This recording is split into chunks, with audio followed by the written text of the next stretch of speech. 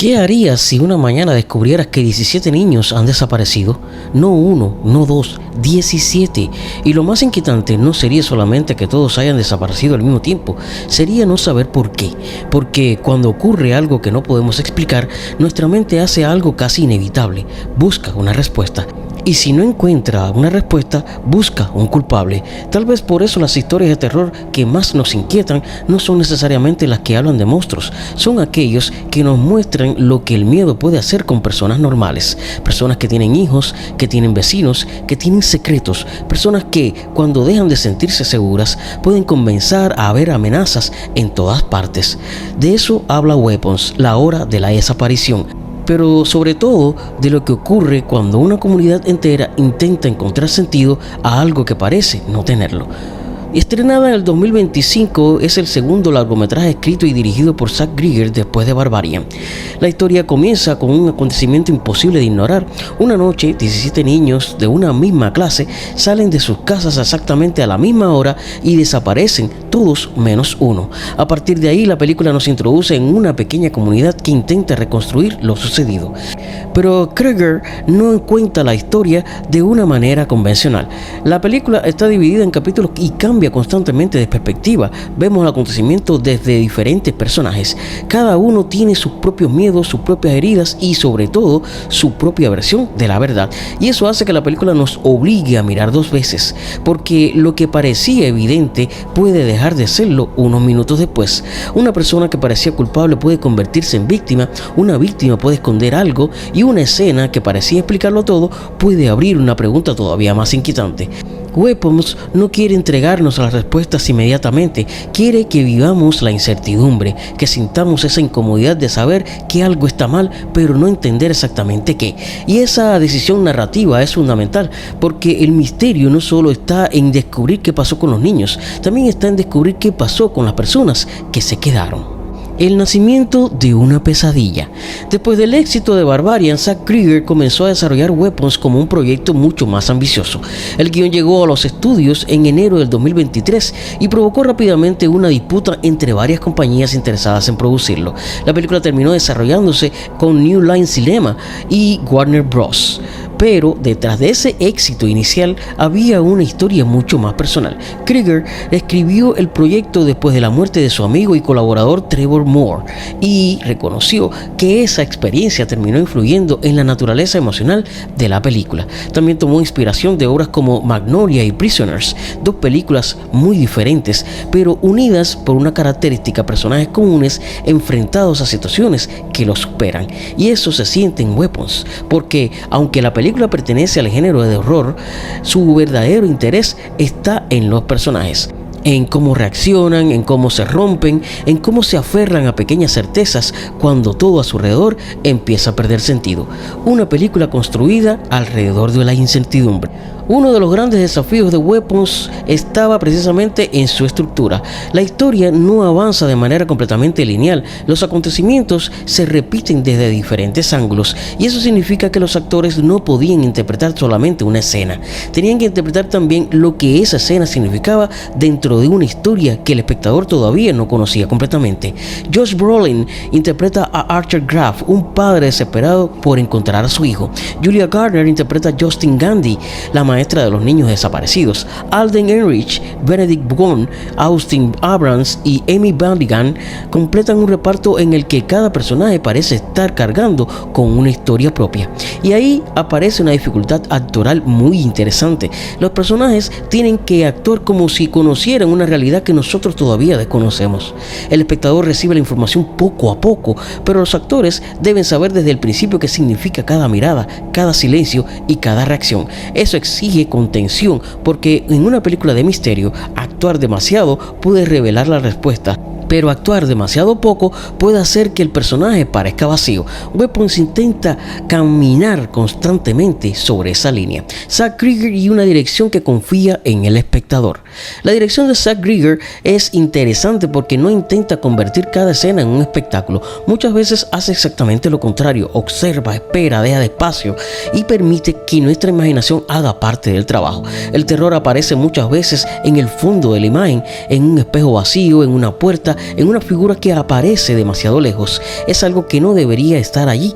La película entiende que mostrarlo todo puede ser menos aterrador que sugerirlo, y esa filosofía también se trasladó a la puesta en escena. Krieger y el director de fotografía Larkin Sipple realizaron una planificación visual muy meticulosa antes del rodaje. Debido a la estructura fragmentada de la historia, necesitaban saber con precisión cómo filmar cada escena y desde qué ángulo, incluso cuando diferentes capítulos se rodaban fuera de orden. No había demasiado espacio para improvisar, cada encuadre tenía que funcionar por sí mismo, pero también tenía que encajar posteriormente con otros momentos de la película. Es una diferencia importante porque cuando una película cuenta una historia lineal, una escena conduce naturalmente a la siguiente. Aquí no. Aquí cada fragmento es una pieza de un rompecabezas, y si una pieza no encaja, todo el misterio puede perder fuerza. Convertir lo cotidiano en amenaza. La fotografía de Larkin Sipple es uno de los elementos que más contribuyen a esa sensación. No estamos ante un mundo completamente oscuro, y eso es importante. La película utiliza espacios reconocibles, casas, escuelas, calles residenciales, estacionamientos, lugares que podrían existir en cualquier comunidad, y precisamente por eso funcionan. El horror no ocurre en un castillo abandonado o en un bosque lejano o en otro planeta. Ocurre en lugares que parecen seguros. Sipple quería construir una atmósfera que recordara el thriller Prisoners, y aunque originalmente Krieger imaginaba rodar en un entorno más frío y gris, terminaron filmando en Atlanta. El propio director descubrió durante la búsqueda de locaciones que allí se había rodado precisamente Prisoners. La fotografía aprovecha esa contradicción: el calor, la luz, los espacios abiertos, y dentro de ellos una sensación permanente de amenaza, porque a veces lo aterrador no es la oscuridad, es ver perfectamente algo que no podemos comprender. Rodar el miedo con niños. Y hay una secuencia que resume perfectamente la dificultad técnica de esta película: la apertura. Los niños saliendo de sus casas durante la madrugada, corriendo todos al mismo tiempo, una imagen sencilla cuando la vemos en pantalla, pero detrás de ella hubo uno de los mayores desafíos de rodaje. La producción trabajaba con restricciones de tiempo debido a la presencia de menores, mientras que las escenas nocturnas tenían que rodarse después de largas jornadas diurnas.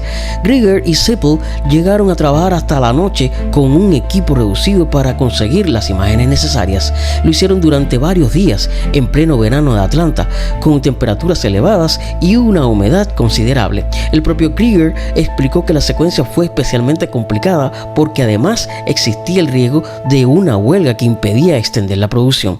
No podían simplemente decir necesitamos otra noche, tenían que conseguirlo y hacerlo con niños, con horarios limitados, con decenas de movimientos coordinados y con una imagen que debía parecer espontánea.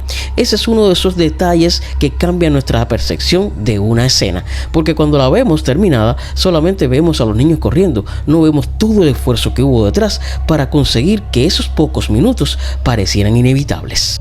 Una casa perfecta para una pesadilla. Otro detalle fascinante fue encontrar la casa principal de la película. Krieger y su equipo llegaron a revisar alrededor de 150 casas antes de encontrar la adecuada. Y no buscaban simplemente una casa bonita, necesitaban una ubicación muy específica. Tenía que estar al final de una intersección, tener 2 pisos, estar ligeramente elevada, contar con árboles detrás, tener determinadas relaciones espaciales con las casas vecinas y permitir una línea de visión concreta desde la puerta principal hacia la calle. Era prácticamente encontrar una aguja en un pajar. Finalmente encontraron la casa que necesitaban en Atlanta y los propietarios aceptaron que la producción utilizara el lugar. Y eso demuestra algo que muchas veces olvidamos cuando vemos cine. Una localización no es solamente un escenario, puede convertirse en un personaje. En Weapons, las casas, las calles y los espacios cotidianos forman parte de la atención. El lugar donde ocurre algo puede ser tan importante como aquello que ocurre. Lo que vemos y lo que no vemos. La verdadera genialidad de Weapons no reside en los sustos que provoca, sino en las capas alegóricas que se esconden detrás de cada elemento visual y sonoro. Lo que a simple vista opera como un thriller de horror sobrenatural se eleva bajo un análisis profundo como un perturbador estudio sobre la adicción, los traumas generacionales y las instituciones corruptas. La bruja Gladys y la metáfora de la adicción. Aunt Gladys, interpretada de forma magistral por Amy Madigan, no es solo el monstruo de la película, funciona como una cruda personificación de los vicios autodestructivos y los traumas heredados. Aquí están algunos de los simbolismos de la película más destacados. El parásito social, la estética del engaño, el misterio de la hora 2:17 y las raíces bíblicas, la alegoría de la violencia armada, la campana, el triángulo invertido y el número 6, los niños con los brazos en alto, armas o marionetas, proyectiles humanos, parásitos e instituciones fallidas. El verdadero monstruo. Pero después de todo el misterio, de todas las imágenes perturbadoras y de todos los momentos violentos, hay algo que me parece mucho más interesante en Weapons. La película habla del miedo, pero no solamente del miedo sobrenatural, habla del miedo cotidiano. Ese miedo que aparece cuando no tenemos información, cuando alguien que queremos está en peligro, cuando una tragedia ocurre y nadie sabe explicar por qué. Y entonces empezamos a buscamos señales, buscamos patrones, buscamos responsables. Y sobre todo, buscamos una persona que nos permita sentir que tenemos el control. Porque aceptar que algo terrible puede ocurrir sin que podamos impedirlo es una de las cosas más difíciles para cualquier ser humano. Es mucho más fácil pensar, alguien tuvo que hacerlo, alguien tuvo que saberlo, alguien tiene la culpa, aunque no sea verdad.